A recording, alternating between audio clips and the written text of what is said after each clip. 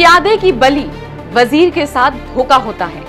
शतरंज की तरह सियासत का खेल भी अनोखा होता है।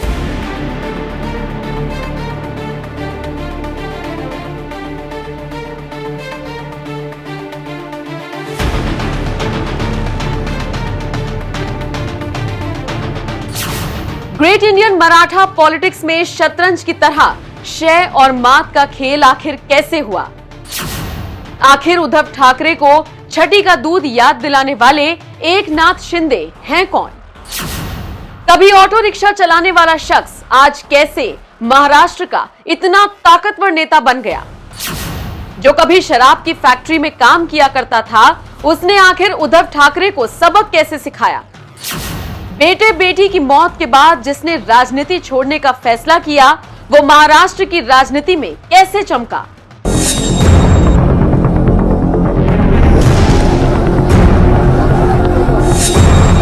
एकनाथ शिंदे की जिंदगी और सियासी पारी का हर एक पन्ना खुलेगा।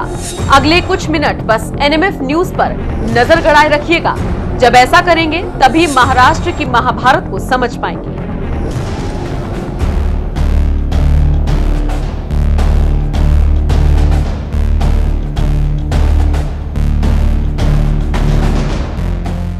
एकनाथ शिंदे का जन्म 9 फरवरी 1964 को महाराष्ट्र के सतारा में हुआ।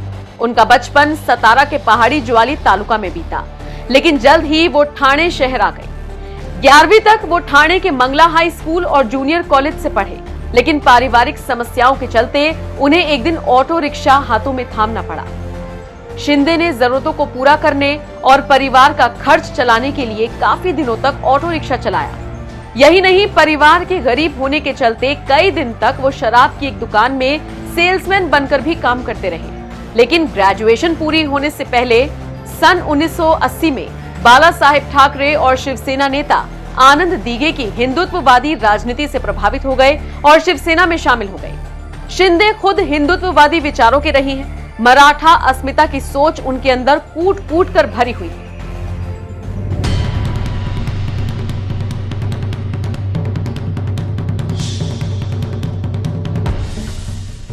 ये वो दौर था जब आनंद दीघे ठाणे कल्याण में अपना जनता दरबार लगाते थे और जनता उनके सामने अपनी समस्याओं को रखती थी।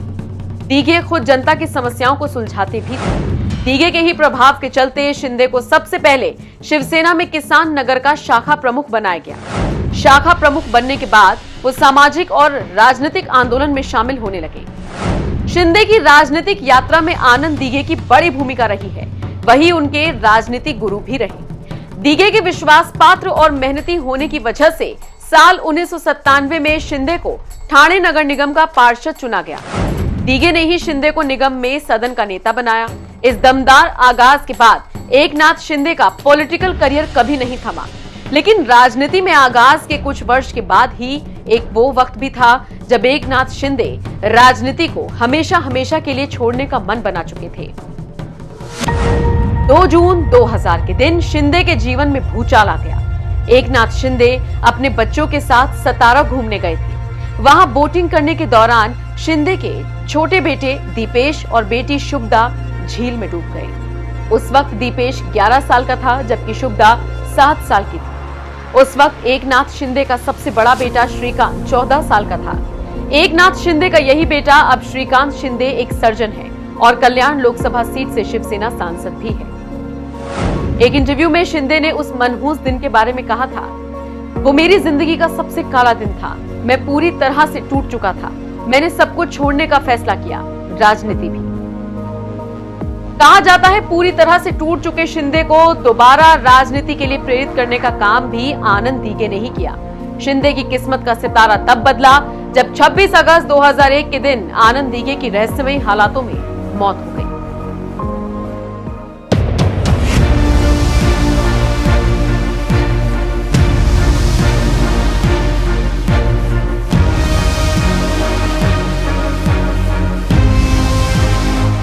ठाणे दीघे का गढ़ था। वो यहाँ जनमानस के बीच रचे बसे थे। ऐसे हालातों में ठाणे के लिए बाल ठाकरे को एक दमदार चेहरे की जरूरत थी। शिंदे का दीघे के साथ शुरू से जुड़ना बहुत काम आया। ऐसे हालातों में दीघे की राजनीतिक विरासत शिंदे को ही मिली।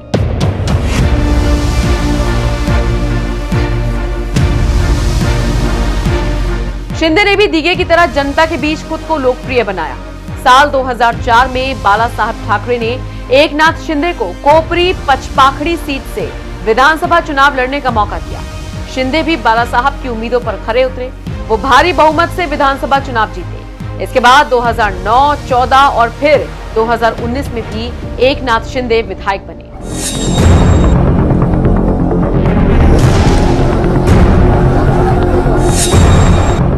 2019 में शिंदे के सीएम बनने की काफी उम्मीदें थी। उन्हें विधायक दल का नेता तक चुन लिया गया था, लेकिन ऐन वक्त पर एनसीपी कांग्रेस ने उद्धव ठाकरे के चेहरे पर मुहर लगा दी। इससे एकनाथ शिंदे की उम्मीदों को बड़ा झटका लगा। 2019 में उन्हें ठाकरे सरकार में कैबिनेट मंत्री, शहरी विकास मंत्री का पद दिया गया। जब महाराष्ट्र में शिवसेना ने अपने पारंपरिक दोस्त और पुराने सहयोगी बीजेपी का साथ छोड़ा तो शिंदे काफी नाराज हुए। हालांकि उन्होंने 28 नवंबर 2019 को प्रेस कॉन्फ्रेंस करके इन बातों को बेबुनियाद बता दिया था। साथ ही ये भी कहा था कि महाराष्ट्र विकास आघाड़ी संवैधानिक वैल्यूज को ध्यान में रखते हुए काम करेगी। ये जो आम आदमी है, सामान्य मानुष और किसान, इनको केंद्र स्थानी रखकर ये सरकार आगे बढ़ेगी। इसमें शेतकरी है, शेत मजदूर है, व्यापारी, छोटे मोटे उद्योजक है, शिक्षण, आरोग्य, रोजगार और इनको प्राथमिकता दी जाएगी। महिला संरक्षण, ये वो सभी है, शिक्षा है, इसमें ये आपको इसके प्रति भी दी गई है। और ये किमान समान कॉमन मिनिमम प्रोग्राम तय करने वाले हमारे नेता जो शिवसेना के अध्यक्ष उद्धव ठाकरे साहब, राष्ट्रवादी के सर्वा अध्यक्ष आदरणीय शरद चंद्र पवार साहब और कांग्रेस के सोनिया गांधी मैडम, इनके अनुसार ये किमान समान कॉमन मिनिमम प्रोग्राम बनाया हुआ है। और ये महाराष्ट्र विकास आघाड़ी ये बहुत मजबूती से आगे बढ़ेगी। लेकिन संवैधानिक वैल्यूज सिर्फ 2.5 साल में ही तार-तार हो गई।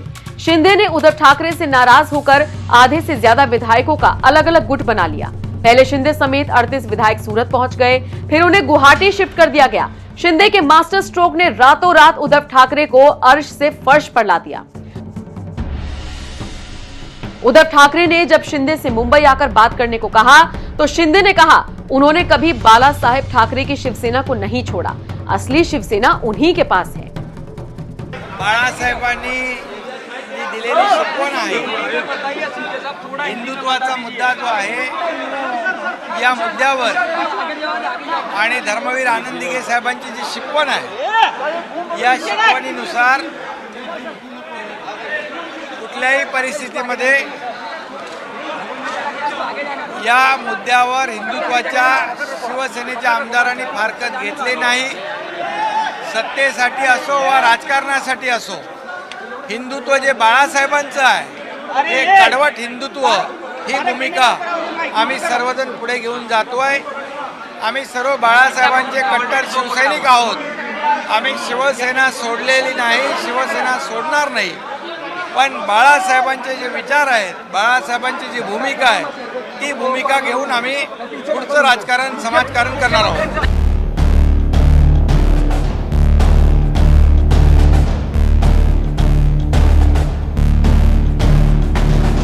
जानकार बताते हैं कि एकनाथ शिंदे हमेशा से ठाकरे परिवार के करीबी रहे।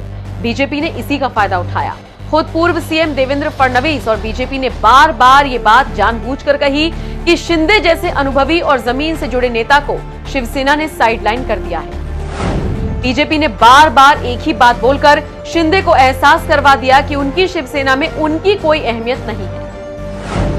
बीजेपी के इस पैंतरे का असर उद्धव ठाकरे के दिमाग में भी हुआ।